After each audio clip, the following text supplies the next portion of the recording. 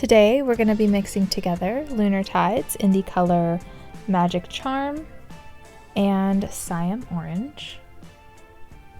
So Lunar Tides started posting different ratio mixes on their Instagram, and they had a copper one that caught my eye, so that is what we are doing today. But before we get into that, you may have noticed that my swatches are labeled 1 through 12. I do just want to say that is not synonymous with hair levels. I just number the swatches so that we can keep track of them throughout the video. Also, my swatches are not virgin hair, so they've been chemically colored, treated, or bleached at some point in their existences.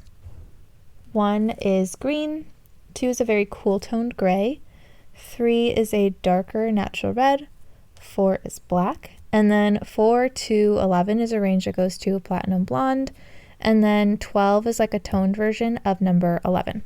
So to start, when I do my mix videos, I normally like to do at least 2 different ratios of mixing. The ratio that they recommended for a copper was a 4 to 1, so that is 4 parts of the Siam to 1 part of the Magic Charm. I do also quickly want to mention that everyone's hair is different, which means everyone's hair will take color differently.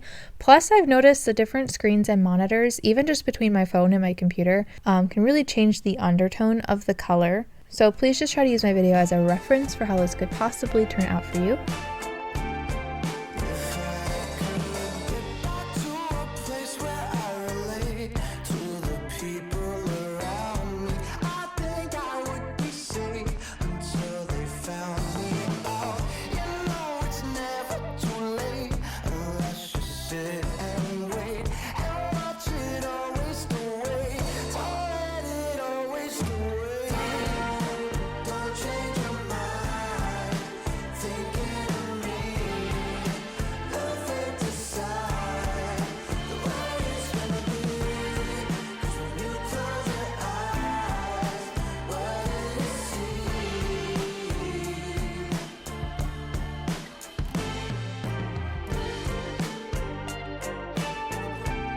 I wanted to see if I could get even more of a brown look, so gonna be a little darker, and it's gonna be a 2 to 1 ratio, that being 2 parts of Siam to 1 part of the Magic Charm.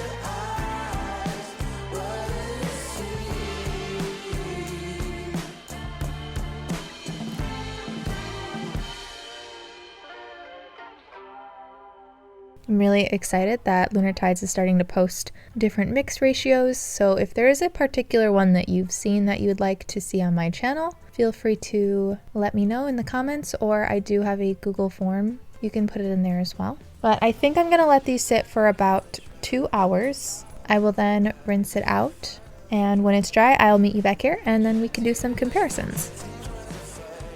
Quickly, I just want to remind everyone that my swatches, again, are not virgin hair. Virgin hair tends to be less porous, which means it will sometimes struggle to take and hold on to color. So how your hair could turn out could be very different from how my swatches turn out, just based off that fact alone. Also, my number 11 swatch turned out quite different in undertone from the rest of the swatches. I have a feeling, even though the swatch is supposed to be human hair, that there might be a lot of synthetic hair kind of intertwined in there, and that could be why it turned out like that. But I don't know for sure. But if you have hair that doesn't really like taking red, there is a chance it could turn out like the number 11, but I did just want to point that out first. Overall, I'm very happy with this mix, and I'm really happy they started posting different mixes because I'm gonna have a lot of fun trying those out for you guys. Overall, based off of the picture that they showed, this definitely turned out darker on my swatches, but it's almost more natural looking as well, which is really nice. So one was originally green. Out of all of my swatches, that one definitely turned out the most brown. Green is supposed to counteract red, so that does make sense. I would say the brown is still on the warmer end of a brown. It's not like a super ashy brown, but if you are looking for a mix that could take green out of your hair, I definitely recommend this as an option. Oh, and I forgot to mention, I usually like to do the darker mix on the top. I was so focused on doing the ratio that Lunar Tides posted that was all that was on my mind, and I accidentally grabbed the Lunar Tides 4:1 and put that on top. So if you're a regular watcher, you might be a little confused because I normally do the dark on top. But overall, they both took really well, even the mixture that had less of the black in it. I would say the top portion, you see a little bit more of that warmth coming through than you do on the bottom, which makes sense because there was more of the orange than the bottom. 2 was the cool tone gray. That one also looks less red compared to most of the other swatches, but it's definitely not as cool as the number 1 swatch. I still see a touch of it. It looks maybe a little bit more orangey, whereas I can see a tiny bit more of red maybe coming through in the rest of the swatches. But like looking at number 1, even on the bottom swatch, I definitely see a lot more warmth than I did for the number 1. So I think this mixture would work really well for most hair colors, depending on what outcome you want, I guess. But overall, if you're okay with a warmish brown or a warmish copper, this could be really good for you. 3 was our natural red that leaned a little bit darker. I would say the top looks even darker than it was before, but it still holds that kind of natural red look. And then obviously the bottom half is even darker. It's definitely a lot harder to see some of that red on the bottom, but I definitely still do see it, especially in comparison to the rest of the swatches. 4 was black. I do not see a difference on number 4. 5 was a dark brown. There is a very, very small, minute difference on there. It's really just an undertone shift. It looks a little bit more warm, a little bit more red than it did. The bottom half does look a little bit darker, but it's fairly hard to tell the difference between the top and the bottom. I think if you're looking to shift your undertone for something dark like number 5, you're probably better off either mixing less of the magic charm or not even mixing it at all, because sometimes the red will fade out of the hair fast as it is. So putting orange over your hair, I think, will give a better shift in undertone. But again, that just depends on what outcome you're looking for. So I would definitely do a strand test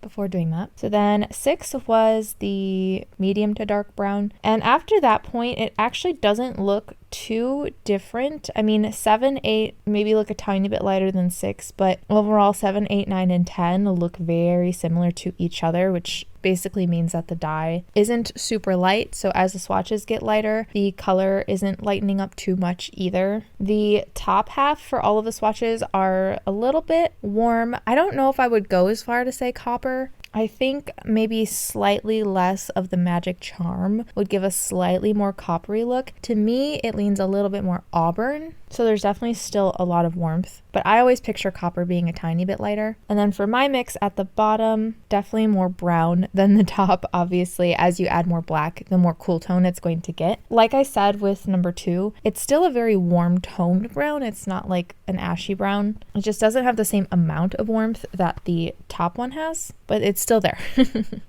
So I'd have to imagine that 11 probably would look pretty similar to 9 and 10. It might be just a touch lighter, but I think it would still have held the warmth in it as well. I don't know why, because not all of my swatches have turned out like this, but lately some of them have been doing this, so I really apologize for the inconvenience of it not turning out how it probably should have. But this could be a good representation of how this could fade as well. And if that's the case, I do feel like the top looks a lot more coppery. And you see a lot less of the red, but again, still warm, still kind of golden. So we can look at it that way. And then 12 was our toned swatch. Oftentimes, that one is a little bit more cool than 11, but not as cool as 2. It's hard to say with how 11 turned out, how it compares, but overall, there's still tons of warmth in it. And it actually, oddly, does look a little bit more red than like number 10 does. Overall, I would say it really doesn't look too different from number 10. Like I said, this seems to be a good mixture for a lot of different hair types where it won't turn out too wildly different for the most part. At least that's how it's seeming on my swatches. So I would just say you probably don't need to tone your hair for this if that's a question you are asking. So as for comparisons, I decided that since what sparked this video was Lunar Tides posting their ratio, I decided I want my comparisons to try and match their ratio. So our first comparison is going to be Lime Crime in the color Butterscotch. This is comparable to number 12, number 11, number 10, and number 9. Butterscotch is one of my more natural looking kind of red dyes, so I thought it would be a good comparison since the Lunar Tides was called a copper mix. On pretty much all of the swatches, it definitely leans a lot more red in undertone compared to the mix, but that just means that the mix looks slightly more natural. So again, depending on what you're looking for, I'd say it's also a little bit lighter, but just by a little bit. I can definitely tell that there was an orange mixed into this versus a red, whereas obviously Butterscotch is definitely more red. And then the other comparison I wanted to look at is Manic Panic in the color Cattail. This is comparable to number 12, 11, 10, and comparable to number 9. So Manic Panic has a line of naturals starting from like a natural red down to like a dark brown. And from the start, I've always said that I'm pretty sure what they did is they took the natural red and just added a tiny bit of black to it over and over and over until it got darker and darker. All the browns, as they get darker, get slightly more cool, but overall most of them have a very warm undertone. So overall, I would say this is probably my most similar comparison to the mix. They both are slightly more like natural looking in undertone, but still carry that warmth. The mix might be a little bit darker.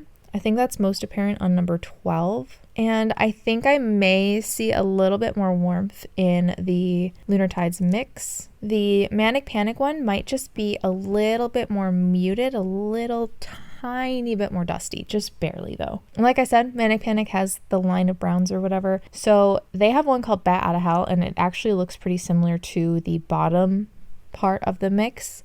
I want to say it is just a touch less warm. Especially like looking at number 12, I can see a lot of that orange coming through, but they are pretty similar. Now I'd like to look at my before and after clips. Those, as well as anything past this point in the video, is all going to be done in natural lighting.